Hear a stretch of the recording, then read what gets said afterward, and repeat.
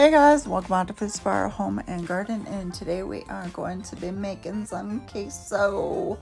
That's right, we're making some queso for, whatever, stuff to dip in, nachos, whatever.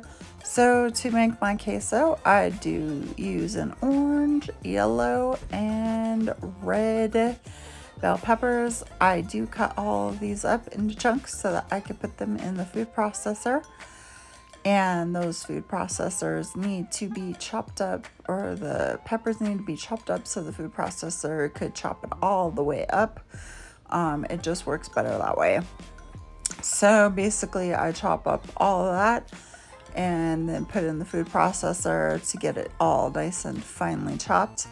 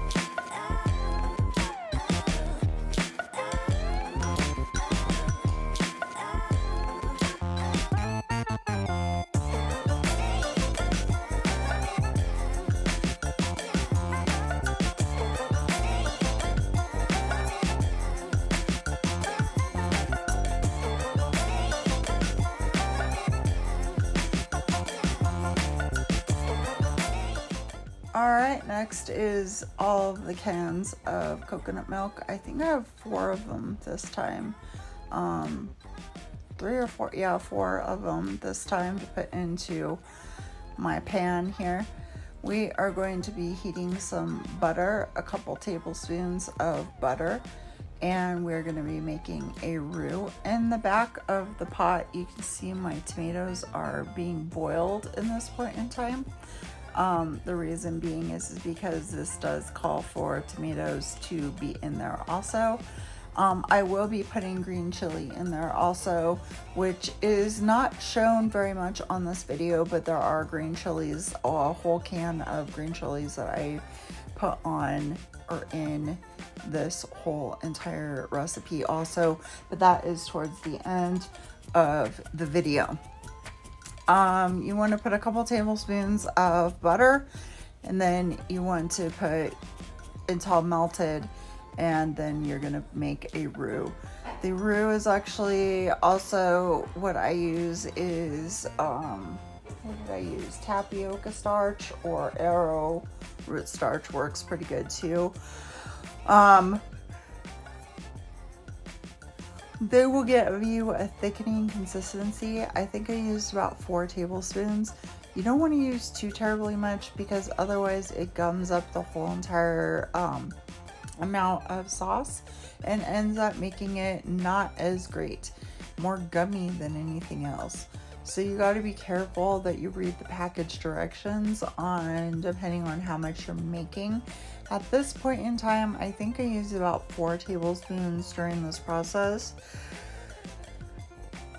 just to make sure that I had enough to, get that melting process started and our arrowroot powder ready to go.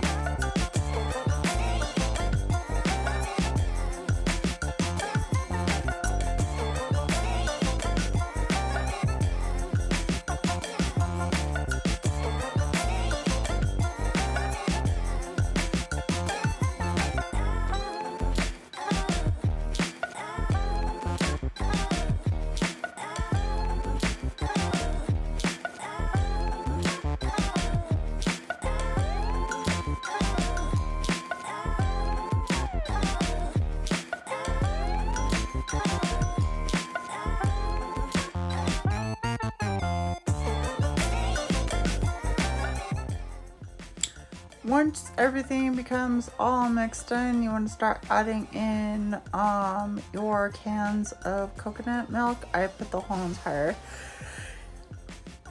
can in here, even including the amount of coconut water in here, all mixed together. It's going to thicken it up anyway, so it's not going to really matter too much.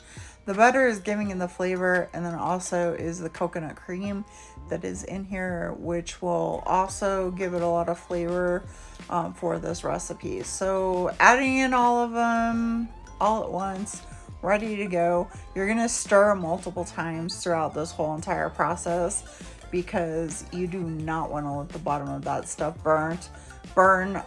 It won't make a big deal. I mean, you're gonna burn a little bit anyway, so hopefully you have a wonderful pot and somebody who can soak that pot. I think I'm still soaking my pot, but it's worth it.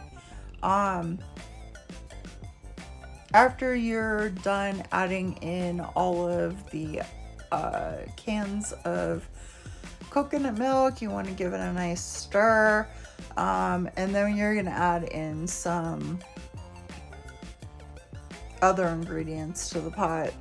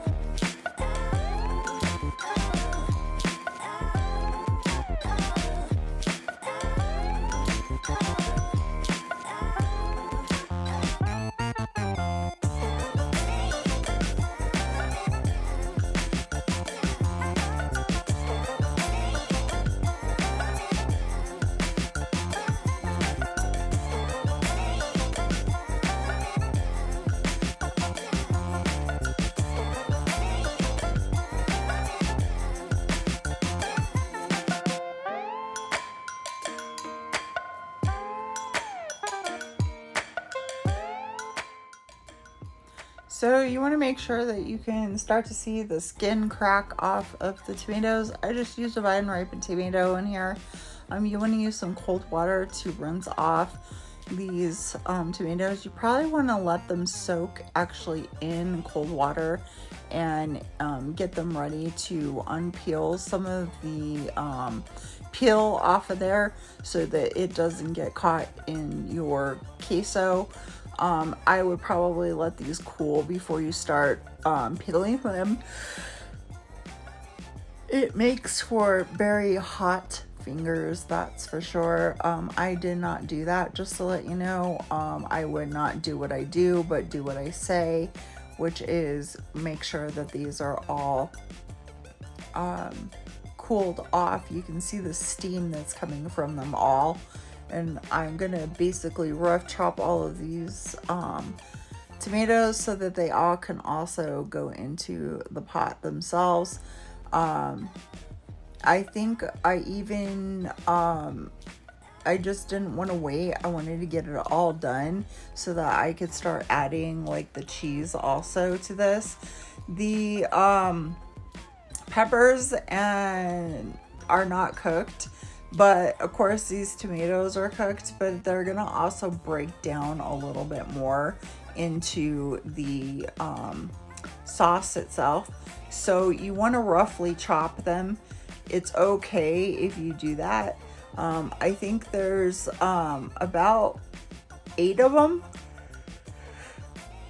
that I used for this whole entire pan, and for some weird reason it did not record the sound on my video, so I had to re-record the sound that I'm recording right now, because for some weird reason it just didn't do it. So anyway, I'm rough chopping all these guys up. It doesn't matter if you want to take the seeds out, take the seeds out. I didn't bother with that part. I just, you know, left them in there, more flavor, you know, that kind of thing. And then I chopped them up and put them into the pan themselves. At this point in time, I went ahead and took my queso is going to be filled with a mixture of a Mexican kind of type of cheese. You can also use non-dairy cheese. I'm using a mixture of dairy and non-dairy cheese. For some weird reason, I can't handle heavy cream, but then again, I can handle other things.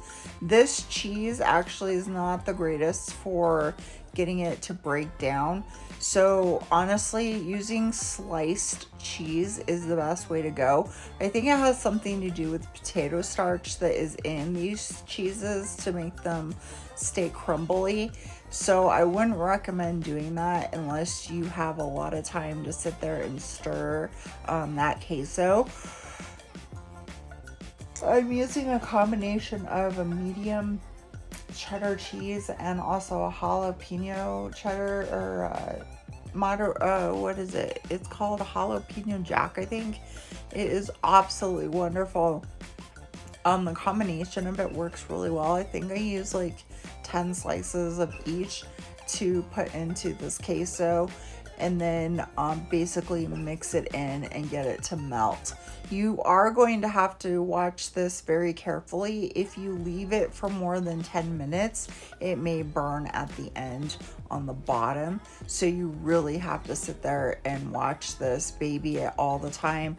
Make sure that you're keeping it down at a low heat constantly. That way it doesn't burn at all. Mine did still burn on the bottom of the pan, but that's okay because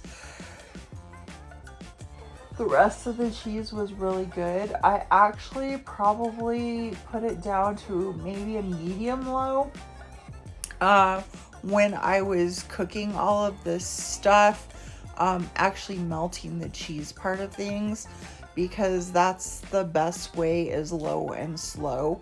I probably had it simmer on there for about an hour.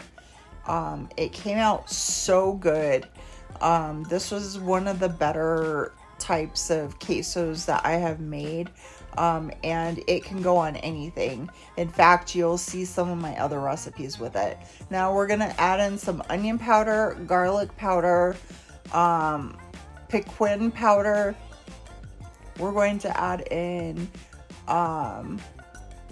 also some chili powder, and I used a lot of chili powder in this, guys, because I really wanted to get that chili powder flavor also added into it. And I think I also used some chili adobo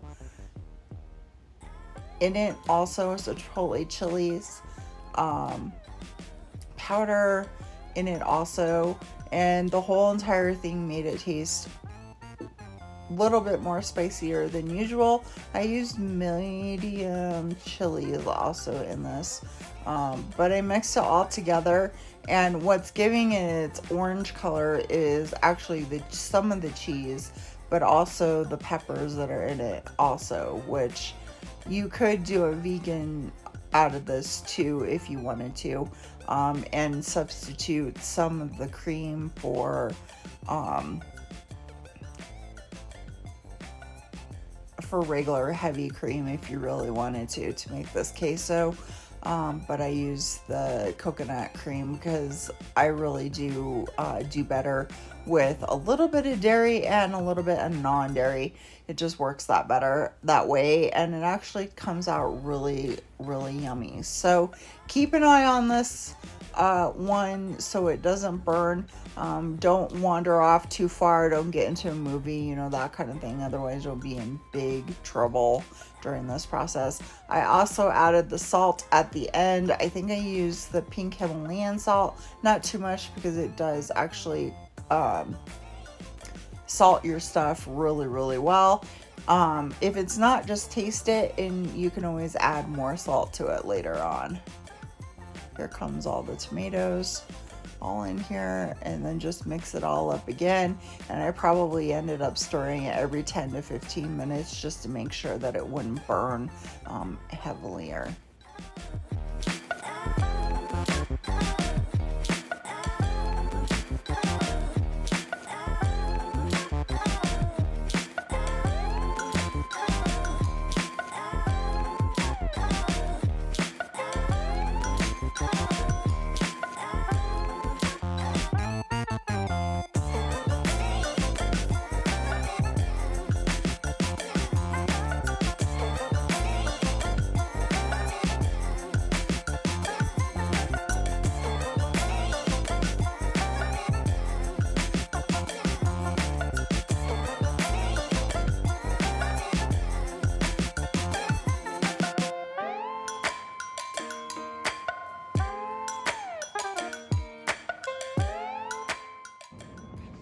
Alright guys, this is how our cheese sauce actually turned out.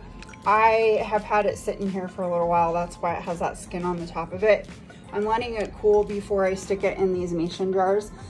This actually is one of the ones that is going to have a lid on it and put into the refrigerator for one of the meals that we are making today.